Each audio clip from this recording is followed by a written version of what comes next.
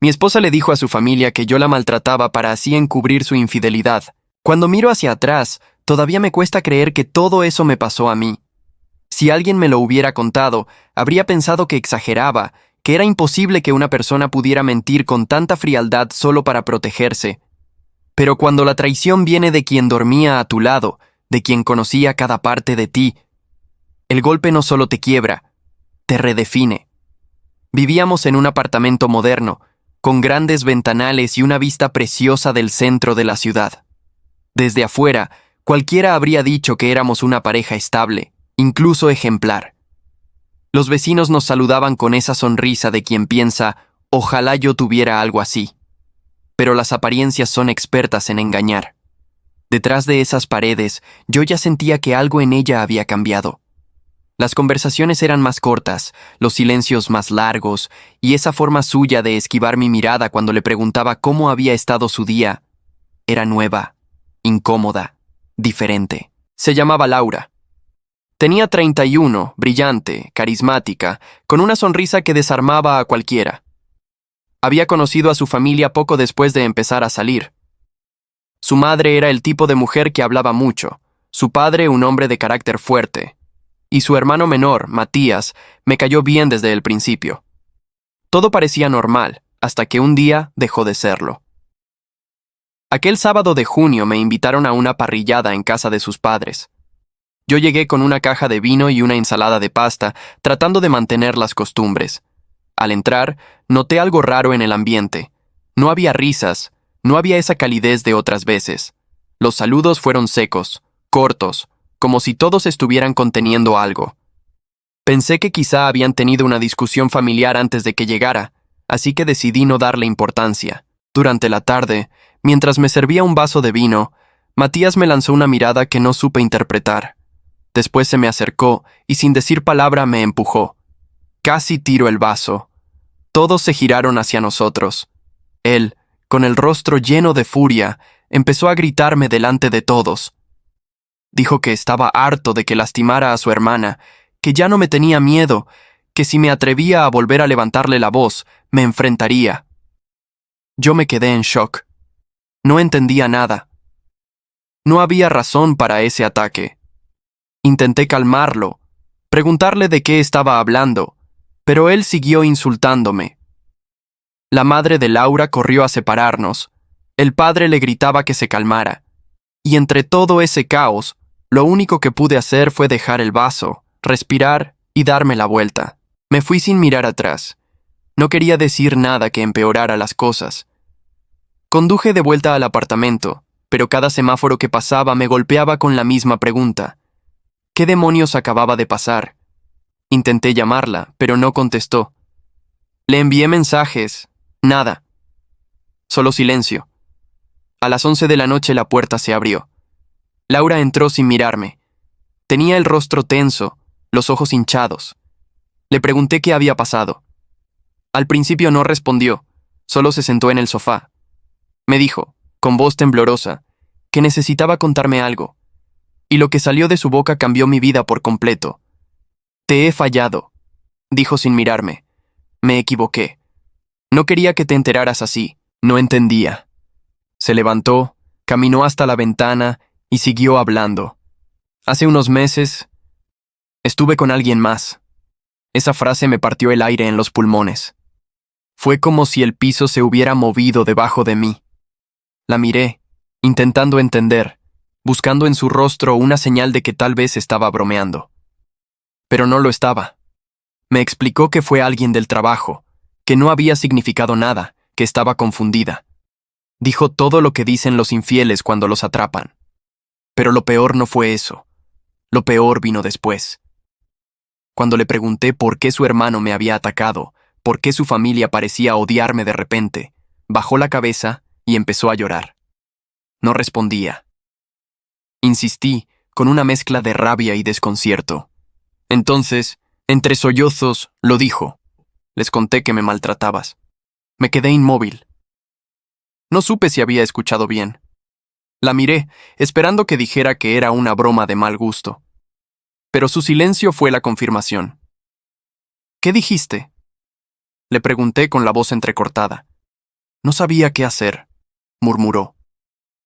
Ellos empezaron a sospechar, a notar que estaba rara, y pensé que si sabían la verdad me odiarían.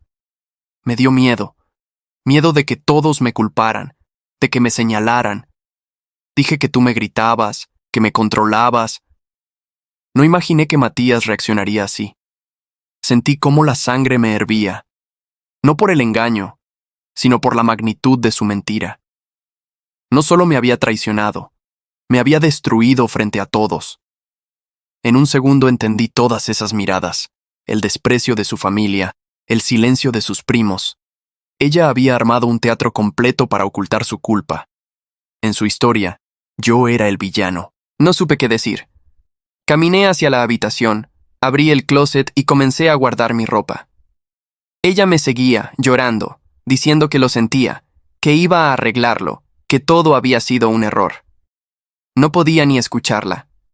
Era como si cada palabra suya fuera otro golpe.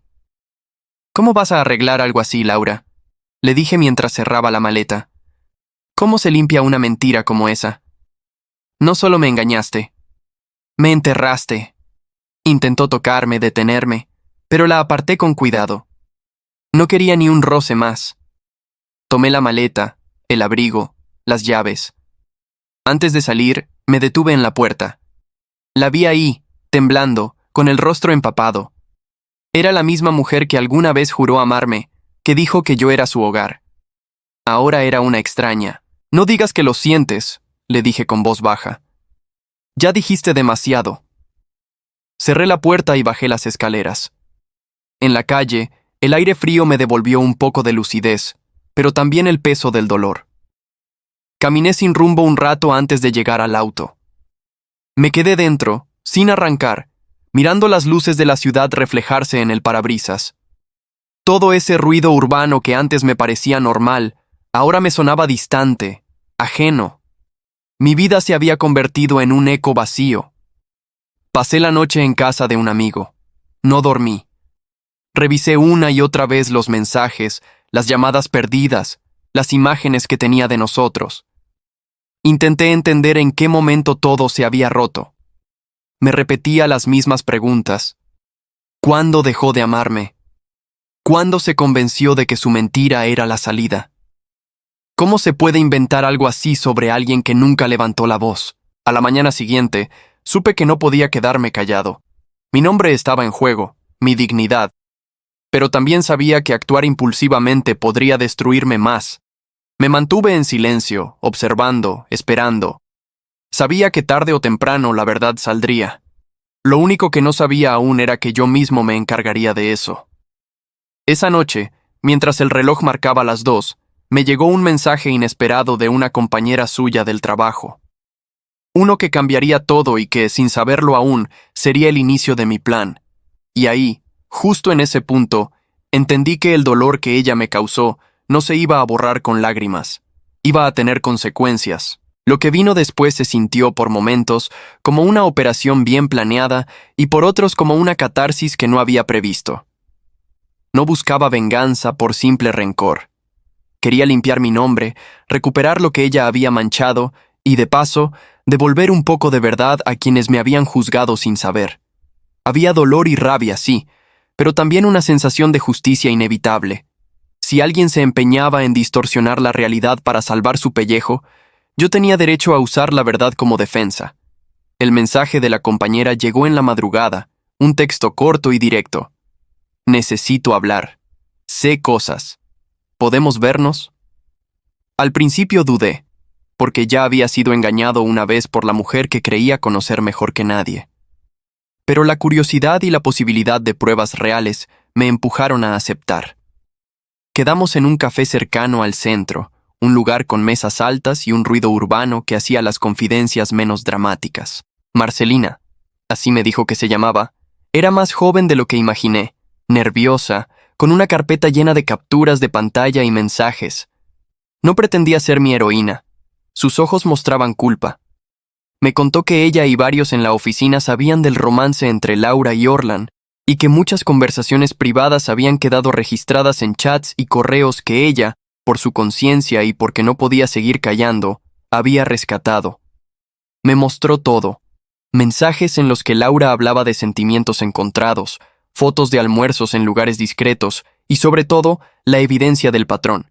Meses de comunicación, promesas, planes que no encajaban con la versión de un error. Mientras hojeaba las pruebas me invadió una calma gélida. No era la furia ciega del primer impacto, era una certeza metódica. Tenía lo que necesitaba para desmontar el teatro. De regreso al departamento de mi hermano, me senté, respiré hondo y empecé a trazar un plan con la serenidad de quien prepara algo justo. No hice nada impulsivo. No busqué humillarla en público con rabia sin método. Organizaría la verdad. La presentaría con fechas, mensajes y nombres consistentes para que no quedara lugar a dudas. Si ella había fabricado un relato de abuso para manipular a su familia, la respuesta debía ser proporcional. Evidencia, paciencia y claridad. Preparé un hilo de correo y un mensaje grupal que fuera impecable en forma y contenido, breve, factual y emocionalmente medido. Añadí capturas, transcripciones, fechas, enlaces, todo lo que demostrara que no era una versión caprichosa mía contra su palabra. Sabía que la reacción sería inmediata, y por eso cada palabra debía soportar el escrutinio. Al enviar ese único mensaje, noté cómo la mesa donde estaba tembló bajo mis manos. Dije las cosas sin gritar. Lo comparto porque no puedo quedarme callado mientras me pintan de algo que no soy. Aquí está la verdad. Luego, silencio táctico. Dejé que la evidencia hablara por mí. La primera respuesta fue el choque. Matías me llamó en 5 minutos, pero esta vez con voz diferente. No había ira, sino vergüenza y disculpas atropelladas. Sus palabras se deshilachaban en intentos de enmendar sin saber cómo. La madre de Laura escribió con lágrimas virtuales y rabia, dirigida ahora no hacia mí, sino hacia su hija.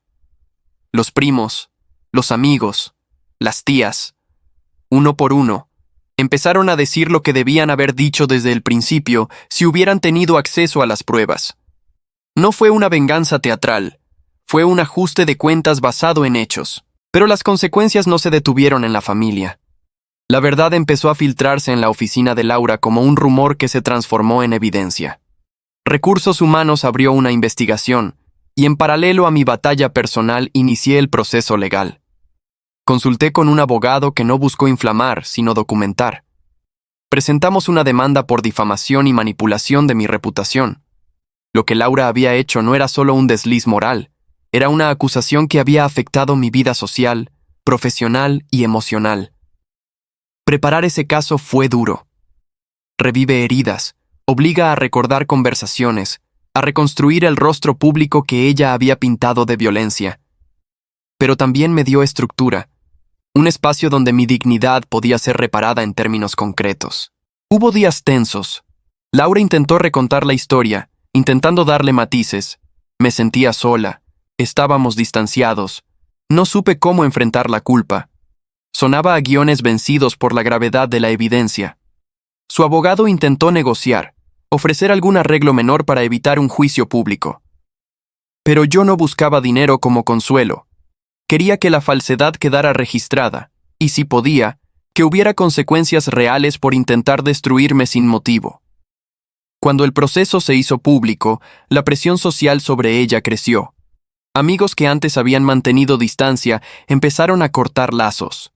Su reputación profesional sufrió, proyectos que se le asignaban y promociones esperadas se detuvieron. No me regodeé en eso, pero no pude negar que había una sensación de alivio al ver que su relato construido a base de miedo y manipulación perdía poder. Aún así, sentí cierta pena. La persona que una vez amé no era la misma que ahora pedía compasión. En paralelo, lidié con el tema familiar. Matías pidió vernos en persona. Fue incómodo. La primera vez que nos encontramos, sus ojos buscaban desesperadamente alguna forma de remediar lo que había hecho. Me disculpó, me explicó cómo se dejó llevar, cómo la familia se había cerrado en torno a su versión porque, en el fondo, nadie quería creer que Laura, con su sonrisa y su imagen, pudiera ser capaz de algo así. Acepté su disculpa con la frialdad de quien ha sido traicionado, no por falta de perdón, sino por cautela. Las relaciones rotas no se reconstruyen en una tarde. El gran choque final llegó durante la mediación del divorcio. Estar sentado en una sala con la mujer que había compartido años de mi vida fue doloroso en una dimensión distinta. No hubo gritos épicos ni reconciliaciones melodramáticas. Solo papeles, firmas y la sensación de cerrar un capítulo que debería haber acabado hace tiempo. Ella intentó argumentar por una compensación mínima. Su abogado intentó negociar. Los hechos estaban de mi lado. El departamento estaba a mi nombre, no teníamos hijos ni bienes complejos que dividir. Firmamos, cada uno con su desgaste emocional grabado en la cara. Poco después de cerrarse el divorcio, el juicio por difamación avanzó. No fue un proceso de película. Fue burocracia, días en pasillos, declaraciones bajo juramento y la inevitable exposición pública. Allí, lejos del ruido de las redes sociales, la justicia actuó con su ritmo incómodo pero decisivo. El juez, tras revisar las pruebas y la naturaleza de las acusaciones, falló a mi favor en su mayoría. La compensación fue simbólica en relación con lo que perdí emocionalmente, pero el veredicto fue lo más importante. Una resolución oficial que decía, en términos legales, que lo que ella había dicho no tenía base. Cuando la sentencia llegó, no fue una explosión de júbilo. Fue, más bien, un aliento profundo y sostenido que me permitió soltar parte del peso que había llevado. Tuve apoyo de amigos, de mi familia, de aquella compañera que me había enviado pruebas. Marcelina y algunos otros compartieron información que ayudó a clarificar el patrón. No fue una decisión impulsiva de ella, sino una conducta sostenida que afectó varias áreas de su vida. Eso no me devolvía el tiempo, pero sí me daba una narrativa coherente con la que continuar mi vida. Aún así, no todo se arregló en un tribunal. Curar la herida emocional tomó más tiempo. Asistí a terapia, me abrí con amigos y aprendí que el sufrimiento también se puede canalizar en reconstrucción. Cambié cosas de mi vida. Vendí algunos muebles que me recordaban a ella, renové el departamento, pero más importante, reconstruí mis límites y mi confianza. No fue un proceso de un día, fue un trabajo constante para aprender a creer nuevamente. Hubo momentos de tentación, claro. Quise en silencio pagar con la misma moneda en algún instante, pero mi experiencia me enseñó que la venganza sin propósito degrada. La mejor respuesta fue demostrar que podía seguir en pie, que mis logros y mi integridad no dependían de su versión de la historia. Logré, a través del trabajo y la rutina, encontrar pequeños triunfos. Una promoción en el trabajo, una relación de amistad renovada, la sensación de poder dormir tranquilo sabiendo que había actuado con justicia y no con ira ciega.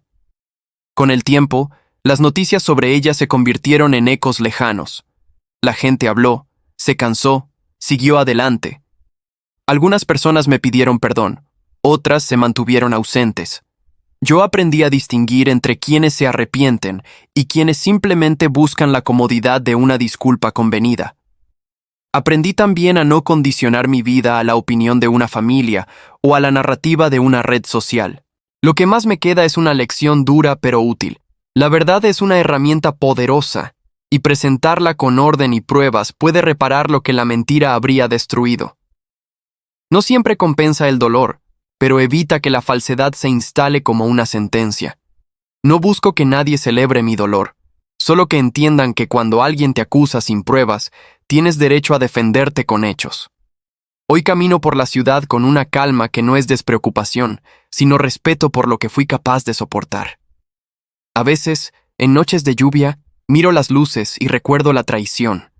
La porto como una cicatriz que no estorba, que me recuerda ser cuidadoso con la confianza que otorgo.